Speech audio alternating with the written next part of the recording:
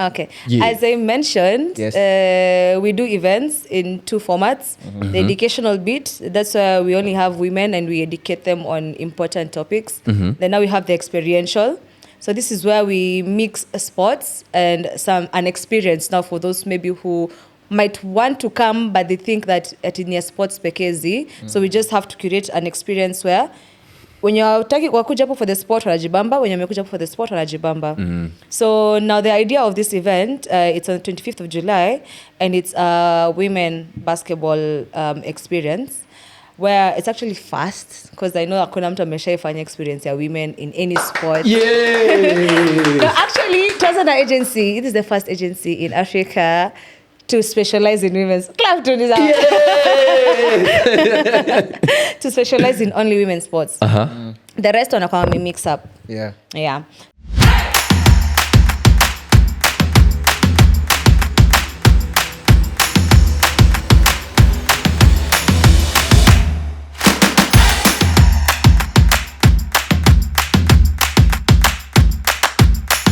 Welcome guys, welcome back to another episode of Zoza Sports Cast. And I'm your host, Johnny Chombogwa.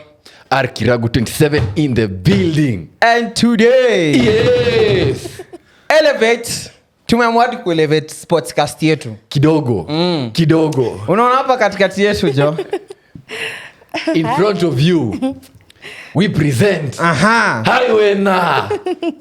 Tumemaliza hii mwezi lakini guest wetu Men's mental health by the tunaokoa. Yes. To the men. Tumeamua kuextend hiyo mwezi. June Claire in the building. Hi guys. Hi.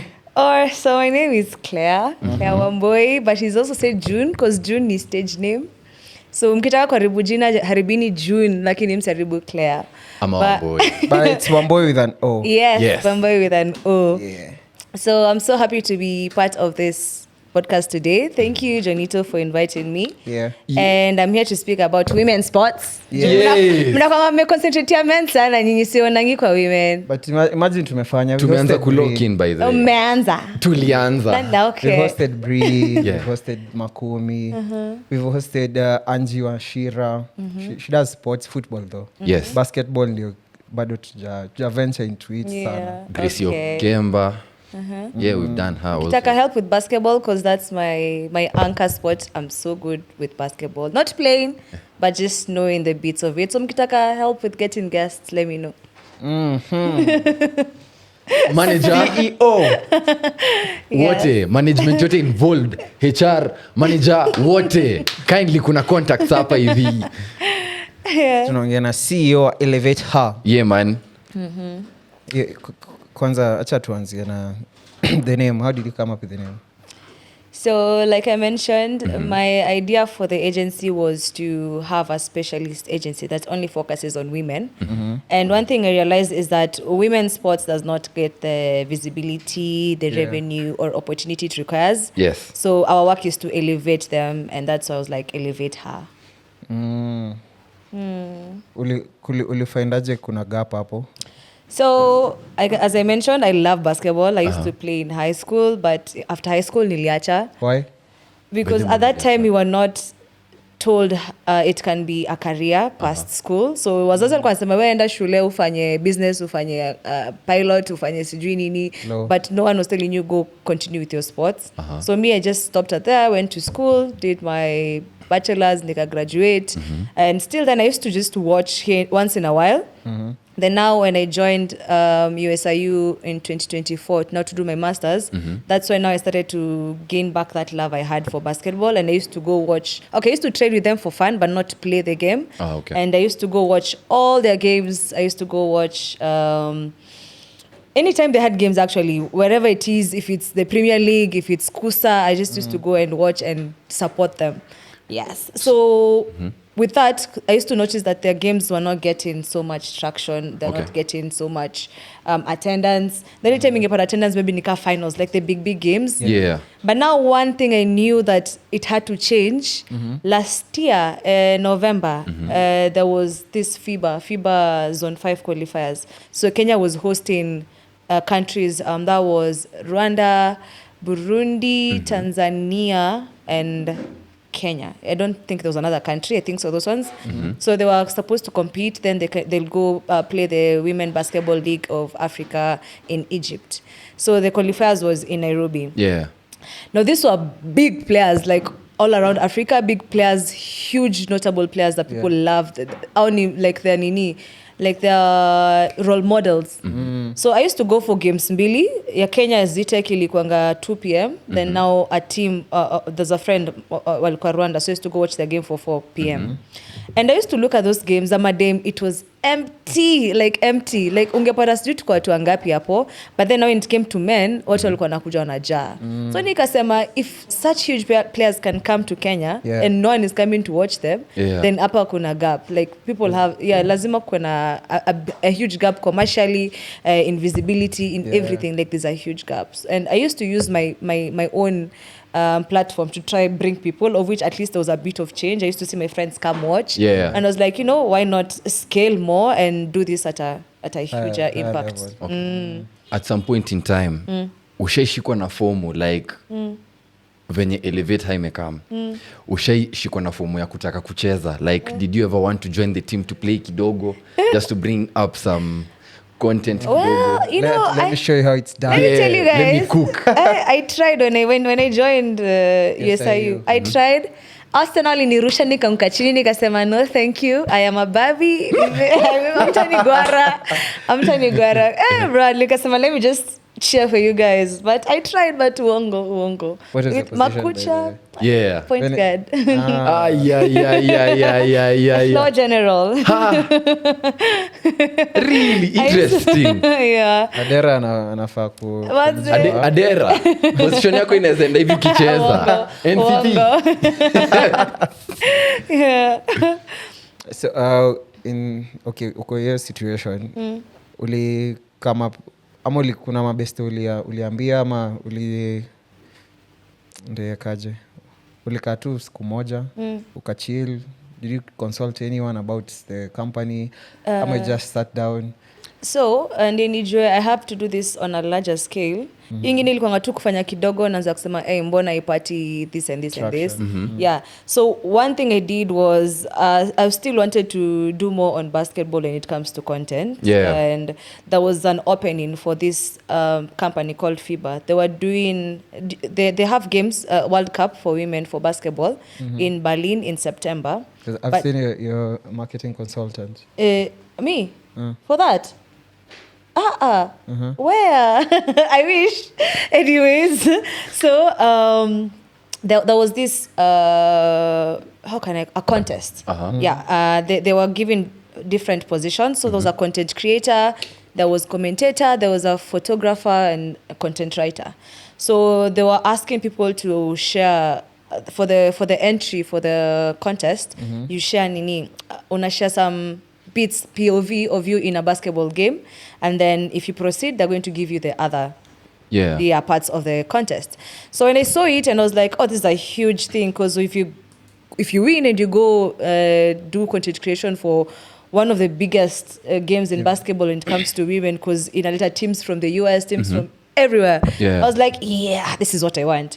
So I did my POV video, which was the 16 seconds video, and I used the clips from the Zone 5 qualifiers games, because it was a FIBA game. I was like, in itashika actually. So that's what I did.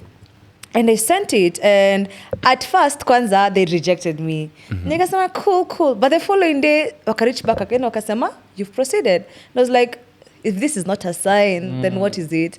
Jumwana mseme no sign, then kesho mseme bede uko ndani. Pole, oops, we were sorry, uko ndani. So yeah, we go to the second stage. They tell me what to do. So they were telling me to take videos of the game using the eyes of a certain player. So me, I chose a player from the Kenyan Basketball Premier League, and I just follow her around, what they do from the warm-ups, from their rivals to the games, to how on the bench. So that's what they wanted to see. So I did that, send it to them, nika proceed tena. Then now we go now to the final stage. Now the final stage, the ones who are providing the videos, and they wanted now you to create 2 types of videos. So one, you use your own angle, then the other one, they want a high impact. So I did that one, but upon your siku proceed. And I was like, it doesn't stop here. Okay. If I was able to compete with thousands of people all around the world, na nikafika hadi finals, then this means I have to start now kabisa. Yeah, so nikaanza tu kujipanga pole telling my friends here and there. Then siku moja tu nikaamka nini the company register na hivyo tu it just took off in April. So hiyo ndio moment ulijua hiyo agency ilikuwa inafaa kuexist your time. Hapo sasa hiyo. Okay. Nikasema ni mimi nitakuwa the change. Kana ma. Yeah. Hiyo staff ya marketing consultant cheki ni Women Empowerment League. It's under yes. FIBA though. Okay. No, it's under FEBA. Oh, so there's FEBA. FIBA and FEBA. Okay. Yeah, Okay. FIBA is like the ni kama federation ya basketball ya the whole world or something. So ni kama like FIFA. Yes. Okay. Okay. Yeah. I don't know even I didn't think about that. Yes, ni ka FIFA. So ni FIBA with a B now. Okay. Basketball. And FEBA. Na FEBA? FEBA now. Uh-huh. FEBA is our first client, our anchor client. And under FEBA I work na Women Empowerment League. So FEBA has different leagues, different things that go on. So they even have a men's league called CL League, which is huge, very huge. But now my focus is in Women Empowerment League. Yes. Where I have like the full marketing mandate. And then now as a client for our agency, we work on 4 pillars. So the first pillar is growth and partnerships. And this is where we look for sponsors to come and bridge that commercial gap, you know, because we're trying to bridge the gap between this audience for women's sports and brands who want to use that audience for their benefits or for their objectives. Yeah. So that's the growth and partnerships. Then now we have content and visibility. So we noticed for women's games, they can't rely on physique ka men. For men, it's so easy to sell your games na physique. Sana. For women Skill. Women is skill na story. So as on the content visibility, we decided to use the angles for storytelling in order to humanize the athletes. Ukielewa the athlete as a person, it will be easy for you to come and support them kwa their game. Okay. Ni kama this lady mwenye alitoka Kenya akaenda kucheza maju recently. Which game? Sorry? Madina. Yeah. Oh, Madina. Oh, So yes. Your that's story. Yeah, you see your how story yake. everyone is talking about her story, how she was denied how many times, but she still pushed and she got there and all that. So yeah, such storytelling, because people don't know you, they don't know your name. Yeah. So they'll only hear you once umetajwa huko nje. So the moment we create those stories and people understand you as a person, it will be easier mtu kuongelea huko nje na mtu sasa kujua wewe kama unachezanga hii game sato na kuja kuwatch. Then the third pillar is events and experiences. Now that's why we curate events. So our events, we usually like doing it in two perspectives. So ile ya kwanza ni educational. That's why we teach them life skills. Like, okay, our first event ulifanya June 6th.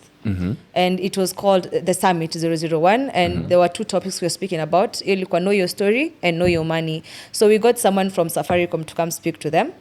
Alafu, hapo kwa know your money ni ile kuwafunza how they can invest, how they can save, how they can, like all the tools, all the products available in the Safaricom One app. So we taught them about that. And then now kulikuwa na know your story. So this is how to tell them how they're going to package themselves out there.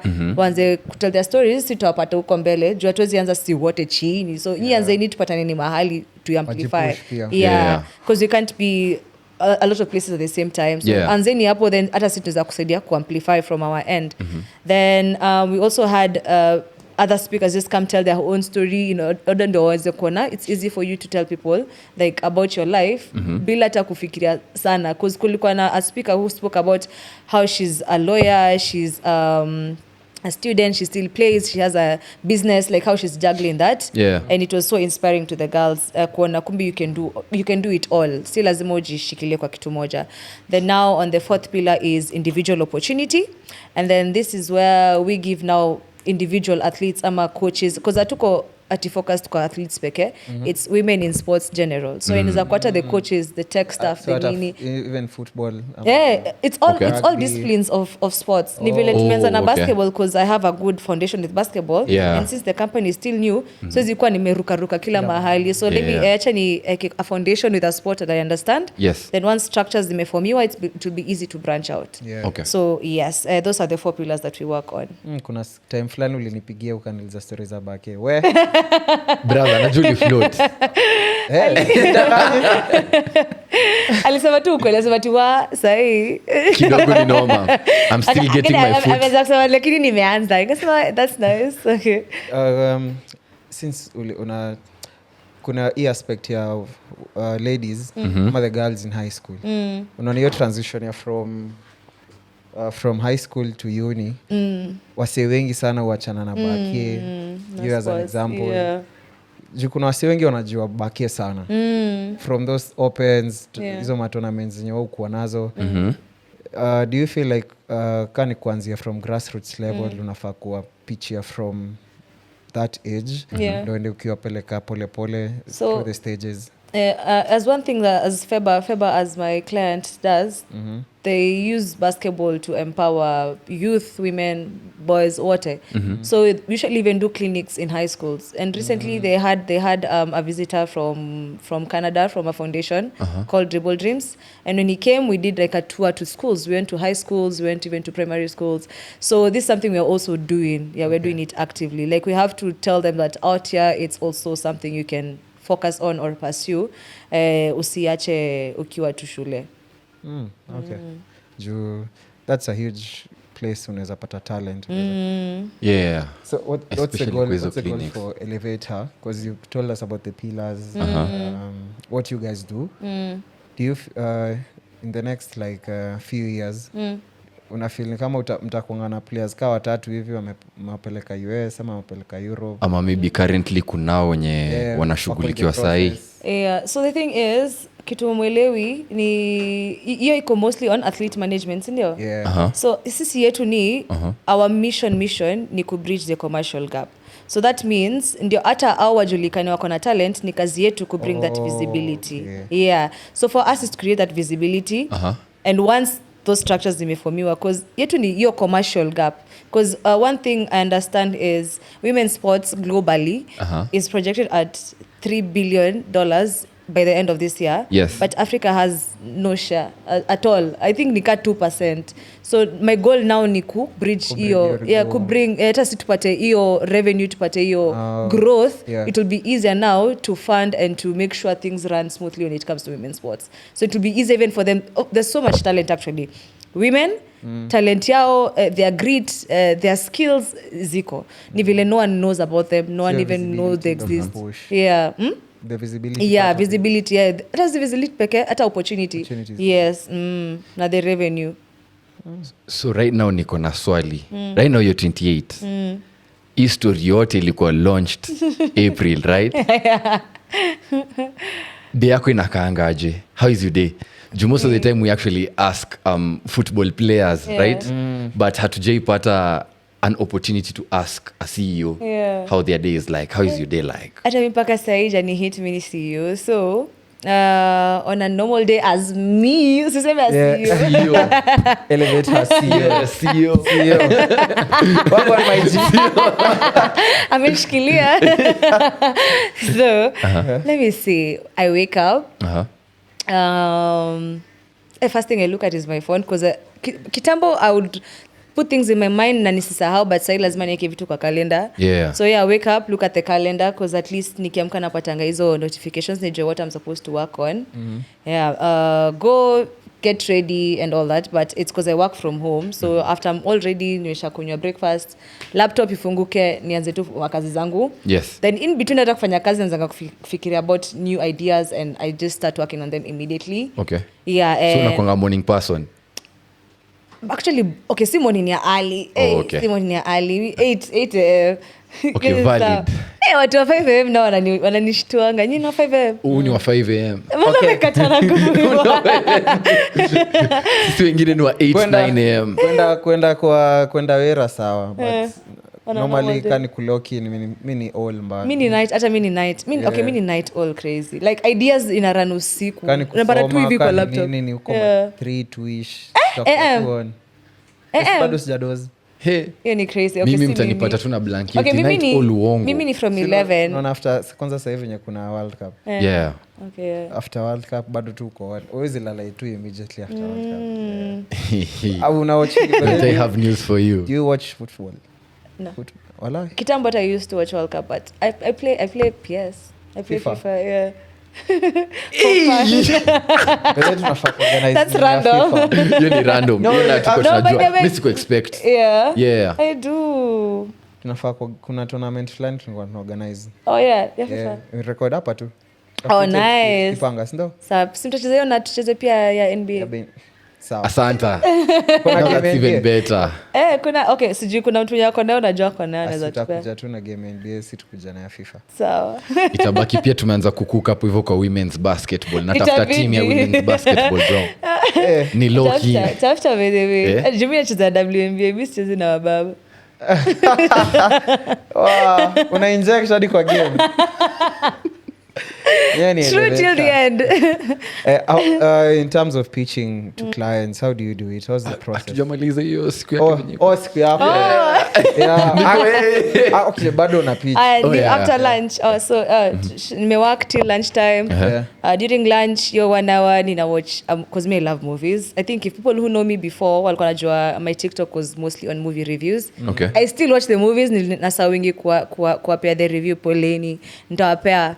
Then after I'm done with the lunch, I go back at 3 p.m. Niendelea na kazi, naendelea nayo. Then jioni from like 6 hapo niachane nayo. Okay. We watch TV tena and eat dinner, but now when I get to bed like around 10, back to the laptop. Hapo the ideas na running. I don't know why. Your time ndio unapata creativity. So yeah, that time I create every deck I need. I do all the designs that I need. And then nazi schedule kandi kuschedule and then yeah, nalala. Before nilale, before akili cool down na tan kwa kitanda nalala. Unafikiria Manze, idea inatokea chukua simu naandika kwa notes mbio before nisahau narudi saa kulala tena.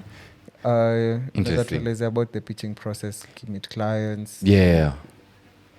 Of course kuna different methods of how you're doing it. Yeah. Maybe kuna zenye ziko virtual. Yeah. Because kuna msee maybe anataka kuopen pia agency yake tu. Na ana look up to you. So how's the process of maybe pitching to the clients? Okay. Els unakulanga mingi ama ni W? Mingi. Okay, the thing is, one thing you have to understand ni easy brands hawezi toa pesa hiyo time. So kuna wenye lazima wa plan budget juu nini. Kuna wenye anasema nini?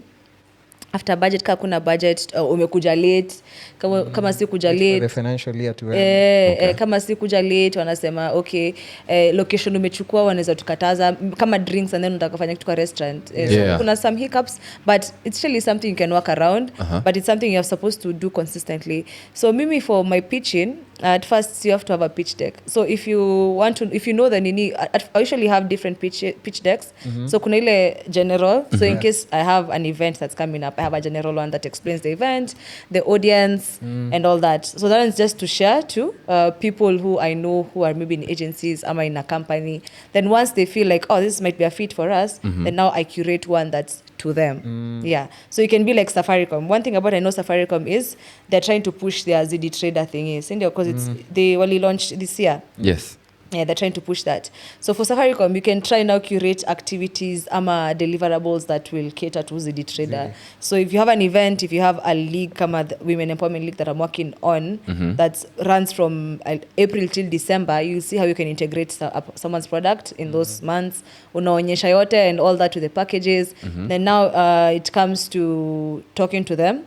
One thing I understand is, kwanza if umekuwa introduced to someone that is a friend of a friend, it's surely better kwanza na human relations. Kwanza relate kwanza. Juu ukienda straight kazi ni kama wanaboekanga na hiyo story. Ni ukweli. Lazima wa feel vibe. So mi naanzanga kama sikujui, yes, tutaanza na ile official or email nini. But now if we get a chance now to sit down and talk, me I know how I have to mix the human part and the work part. Yeah, na mimi hapo kwa human nakuwa nimevia mbaya. Nitakupiga story, nikuchekesha. Then now we go back to work. So yeah, I found creating those relationships, they're really important. But umekula else mara kadhaa pia. Okay, sai mera sishtuki because ndio nimeanza wanze 2 months, as in nilianza April, the first event nikaanza kutafuta nini sponsors Yeah. was in May, event ni June. Yes. You know, your short period. Hata ingine it was a short period. But you see, when nimeanza kuongelesha May, conversation ni refu. So wanaanza kuona kalenda yako vile inakaa, wanaona wanatajiingiza. Ama kama wanataka long conversation, uko tu sawa na short, kwa wezi sai to have a long list of events. Utaingia ile part uko comfortable with. So it's usiwahi chukua a no as an answer. But there's a lady I saw who was saying, be persistent. Never take like no for an answer. Na mimi sichukwangi no. Utasema no sasa, ndasema cool. Chani kwa tulie kidogo na kutafuta tena with another angle. So na kwa chawe breathe na kanyanga shingo tena. So yeah, that's how it's supposed to be. Never take no for an answer. So sijai feel kama ninateseka nikitafuta sponsors. Enye emails zinakufindingi vizuri. Well, zikufind vibaya but zinakufind vizuri again. Unaangalia tu in a positive manner. Yeah. Do you feel like your personal brand iliweza kusaidia? Oh yes. I'm actually really lucky to have like such people ama followers and friends in my life, because ni wale nikiwaambia please repost this ama please reshare, they will do that. Yeah, so it's just hiyo tu awananisaidia na awareness, but kwa part ya convert ni hao watu in the community because ya sports ama women in sports, au ndio wata convert because they are the ones who need this more. Okay. And let's talk about 25th. Siku kubwa. Sherehe. Mambo tukikuja huku na usikuje vile mnadai atizi mango. I want to forget. Itabaki tumenunua tax bro. Ama mtaambiwa kuna dress code by. Ama mtamongo Jenny wenye wameva outfit watembee kwa carpet. Alafu sisi tutakuwa the others. And then the rest. Sisi hapo tu nyuma. Msitembee kwa carpet. Tembee kwa pavement huko. Saidieni mabouncer kupitisha watu.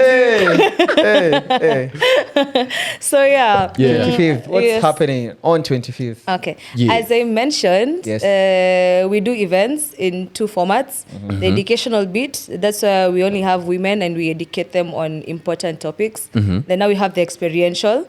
So this is where we mix sports and an experience now for those maybe who might want to come but they think that at in sports pekezi. So we just have to curate an experience where when you're wakuja hapo for the sport wanajibamba, when you're for the sport wanajibamba.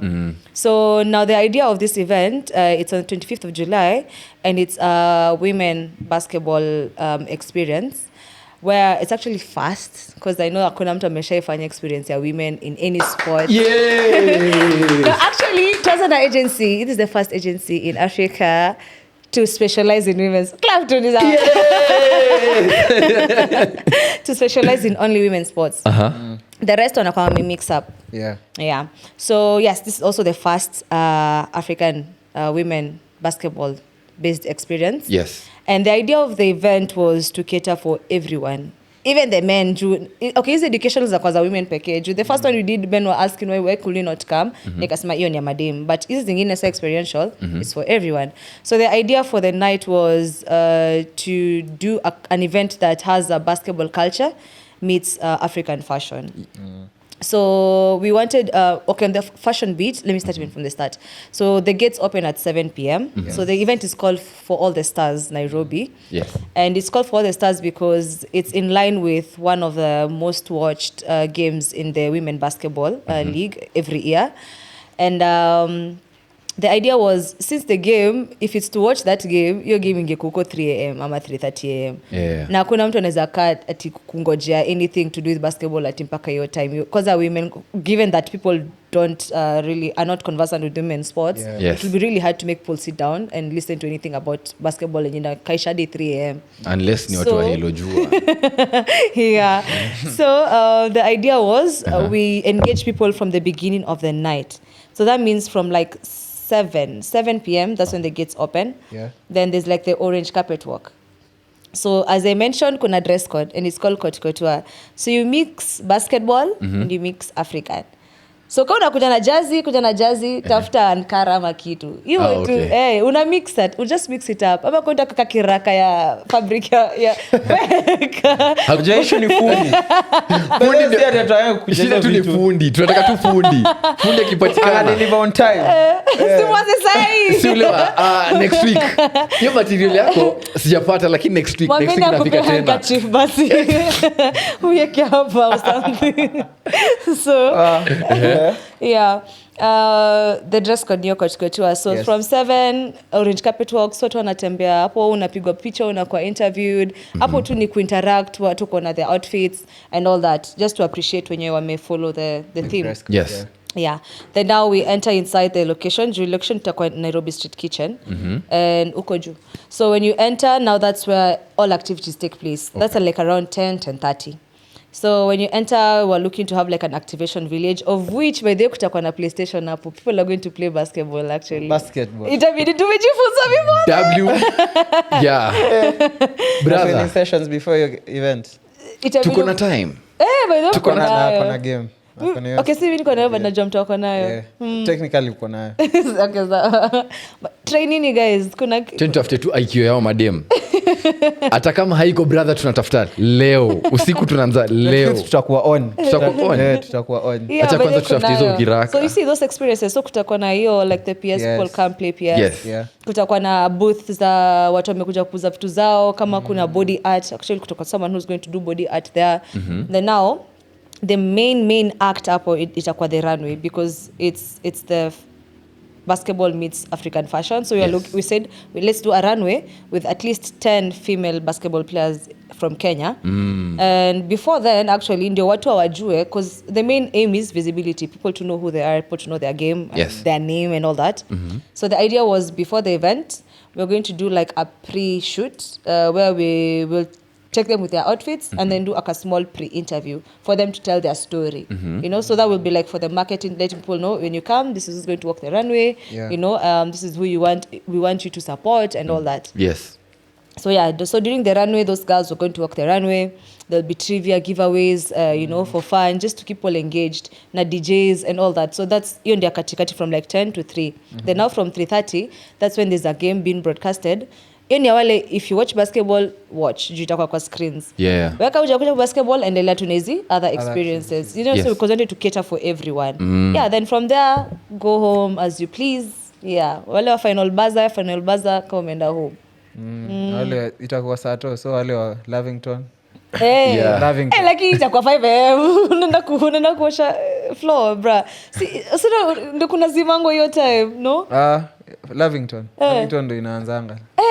Kina Hello jua tu zinaanzanga tu. bra. Watu wako na nguvu. Ndole founder. ndio Ndio amenyamaza CEO hivyo. wetu. Amejua. Ndio CEO wetu. Yeah. Si kitambo juzi ili happen. Watch World Cup. Mimi nilikuwa hapo. Okay, yeah, okay. Yeah. But see. No. By the way, just so Niko you know, kusema ni actually. just so you know, hapo hivyo kwa trivia.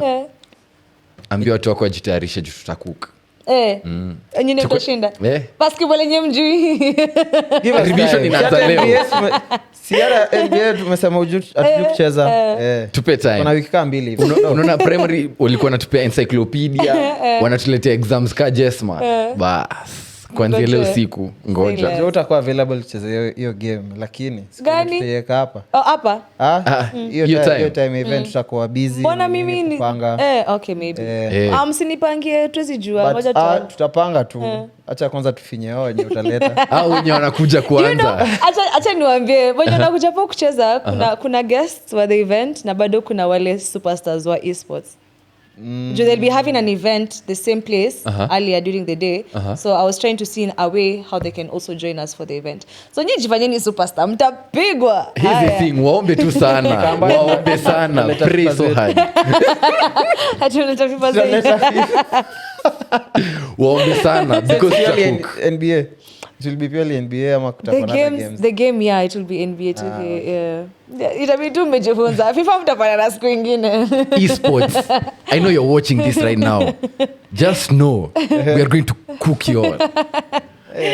Kuna bidii. Zizi lazima uweke woga bro. Lazima uweke woga. But ni poa pia Kujiaminia. kujiaminia na ujue reality. Okay. And then actually, before even I finish up with the event, Yes. there's an upside to the event when it comes to ticket sales, because as I mentioned, we are trying to build the commercial structures.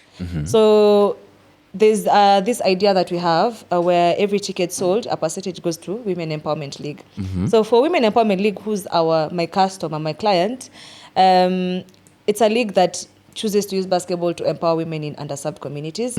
So any areas za kina Kayole hizo sides. So yeah, the money that we're going to get, a portion of it from the tickets, will be used at least to cater for nini operations are our say. That's why I've been trying to push so much for people to buy the tickets, because it goes back. So you're not just buying a ticket, you're investing in a woman who happens to play sports. Yeah, it's the same thing as this thing. You actually attended a forum recently. Yeah, I came actually. Well, yeah, I was there.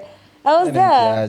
Sasa mimi sikukuona, I think uko unacheza. Nilienda nikasalimia Magi vizuri by the way we spoke. Okay. So next time mnaweza partner. Ndio sana vizuri. Asikukaa sana. Parking ya jiwago. Ni parking. Yeah, by then ni parking. Unajua alifika hapo akasema, madam, hapa hivi kuna noma." So nakam.